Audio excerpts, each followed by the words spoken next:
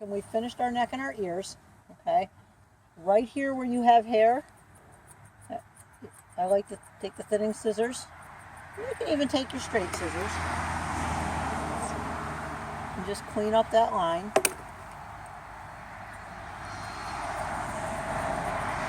you have a nice clean fronted line here. Clean up the inside of the leg. Okay. I like to take the hairs off the elbow so that you don't have hair sticking out. I'll even take, she has a little cowlick here. I take my thinning scissors and just blend that cowlick in a little bit.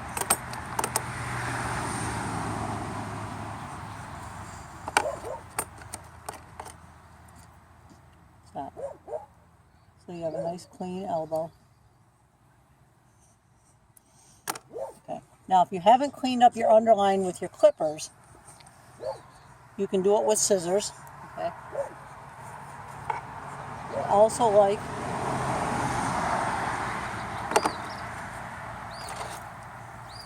to clean up, and I like curved scissors,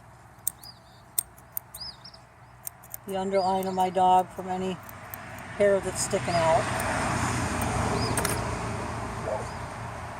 Back brush this, and again I can clean it up with some scissors.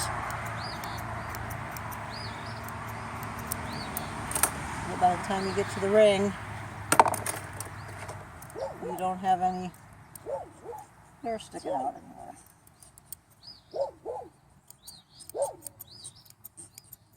And this is the reason I like the stacking blocks too, because it's hard to get underneath the dog, especially a 13-inch like she is, and it gives you a little more space to work on the underline.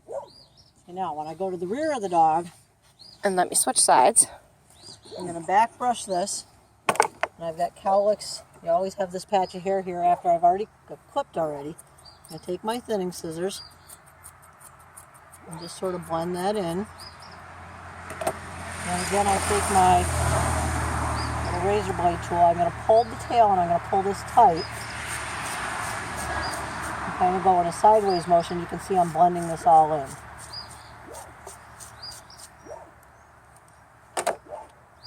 And again, this bitch does not carry a lot of coat.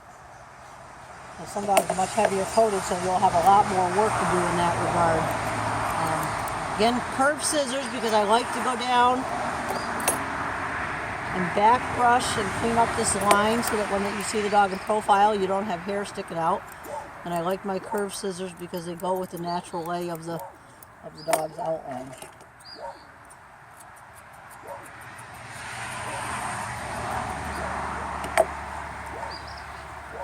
And I must say, every Beagle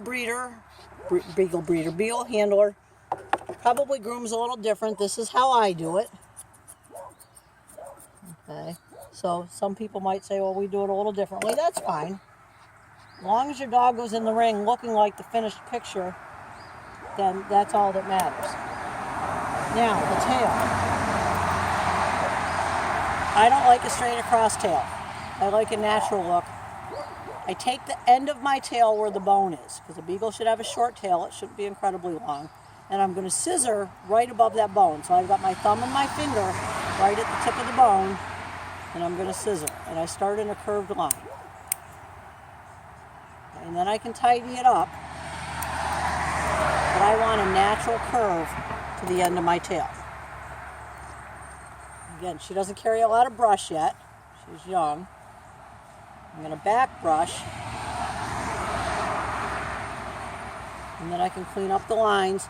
I like to take the very ends of these hair off because it makes the tail look fuller, more full, whichever is the correct terminology for correct English. Okay.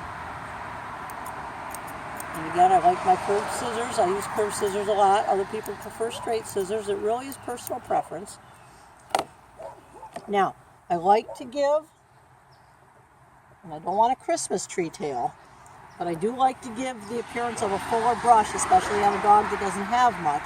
So I back brush the base of the tail, and I take my thinning scissors and right down at the base, the first inch or half inch, and I use my thinning scissors.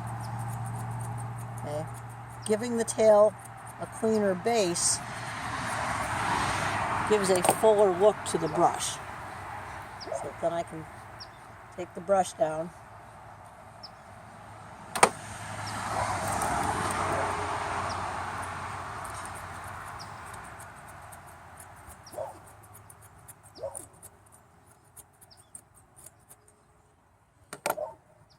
And you can see you've got a cleaner base here. And would you mind switching sides with me so I get the sunny side? Yep. A little bit of a better view. There we go.